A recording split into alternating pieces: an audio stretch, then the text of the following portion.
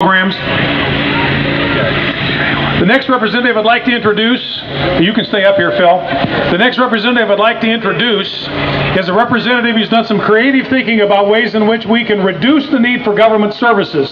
So I'd like to introduce Representative Stephen Thame.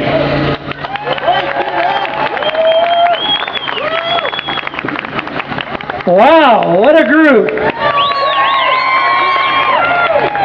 This is a great honor to address such a throng, and I hope you make it on the news tonight. I see there's a couple of outlets here. They really need to show your faces. This is a great opportunity to express our concerns. My message is a little bit different. I don't want us to fall in the trap that is this. Liberals usually tend to think that the solution to our problems is more government. No. Quite often we as conservatives tend to think that all problems are caused by government. I would maintain that's not the case. Government is simply a tool that needs to be used properly. The ultimate balance of power for the federal government is not the state government. The ultimate balance of power for the federal and state government is the family unit. And while today we might not be able to impact what Congress is doing, each one of us can strengthen our family unit. Let me give you one example. Since 1979, the percent of the state funding that has gone to roads has decreased a percent equal to $400 million, which is $200 million more than Governor Otter says we need. Do you know where that money has gone? That money has gone to an increase in social spending and in the health and welfare department. And that increase is a relation to the decrease of the capacity of the family unit. Not only do we need to continue working on getting the government in its proper order, we need to balance it by strengthening the family. Thank you.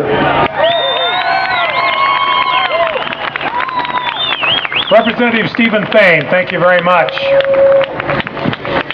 Today is April 15. How many of you turned in your tax payment today? How many of you had fun doing that? How many of you think that the IRS is not taking enough of your money? Anybody? How many of you think the IRS is taking too much of your money? Former Chief Justice of the Supreme Court said that the power to tax is the power to destroy. Our next speaker is a representative who has monitored the gargantuan growth of the IRS since it was first created in 1916. I'd like to introduce and have you give a Tea Party welcome to Representative Phil Hart.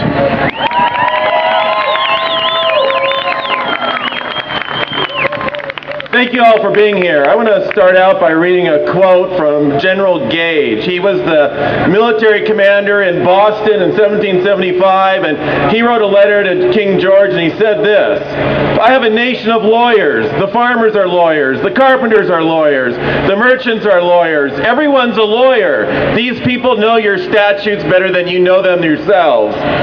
And at the time of the War of Independence, there were more copies of Blackstone's Commentaries on the Laws of England sold in the colonies than there were sold in England. And the colonists knew their rights, and they knew how to defend them, and they were better equipped to defend them because they did know them.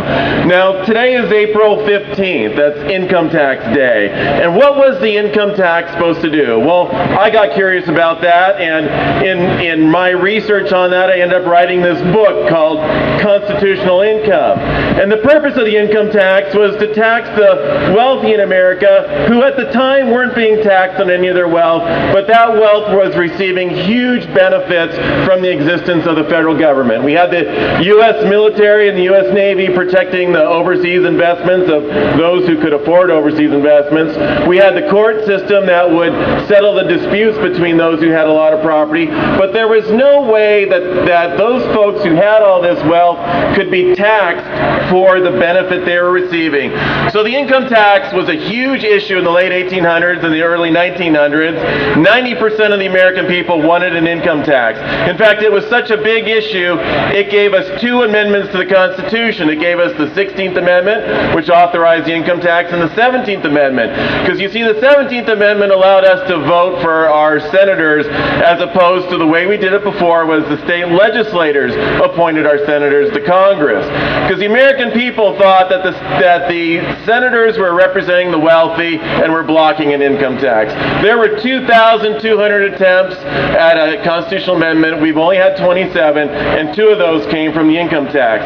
Well, in the first year of the income tax, that would be 1913, the average American family made $450, and the first $4,000 of your income was exempt from taxation. So we weren't taxing the American family, or not the average American family. And also a couple of figures to think about. In the 1830s, the American federal government spent 15 cents per person in its budget. In 1913, the first year of the income tax, the federal government spent $7.70 per person. 6 years into the income tax, that'd be 1919, the federal government spent $52 per person. You see, what they created was a cash cow. 100 years later, we're spending $12,000 per person, or $48,000 for a family of 4. That's a good idea. Also in 1913, we got the Federal Reserve System. Before that, we had been on a hard money currency standard. After 100 years of the Federal Reserve System, the value of our dollar is down to about 2 cents from what it was when the Federal Reserve was founded. And you need to know that the Federal Reserve is not federal, it's a private corporation, and it has no reserves. Well, what we've had with the income tax is we've had what you call mission creep. We went from taxing investment income and business profit to taxing every dollar that moves, basically. Well, our rights have been protected by certain documents that we've signed on to, and those documents begin with the Magna Carta. And up through our history as subjects of England and now as Americans after 1776, there's been a number of legal documents that talked about our rights and protecting our rights. And the idea that free people consent to their own taxation began in 1215 with the Magna Carta. And I want to read just one line out of the Declaration of Independence. I've got it right here.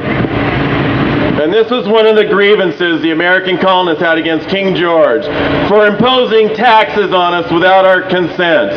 Well, this mission creep has given us a tax that we did not consent to. In order to defend our rights and defend our liberties, we need to understand our rights just like the American colonists did, who were described as a bunch of lawyers by the military commander in Boston. So I want to encourage you, first of all, thank you for coming out today, but encourage you also to read your Constitution, read the Declaration of Independence, and you'll be better able to do what we need to do to make sure that our government stays within its scope of jurisdiction and doesn't trample on our rights. Thank you very much.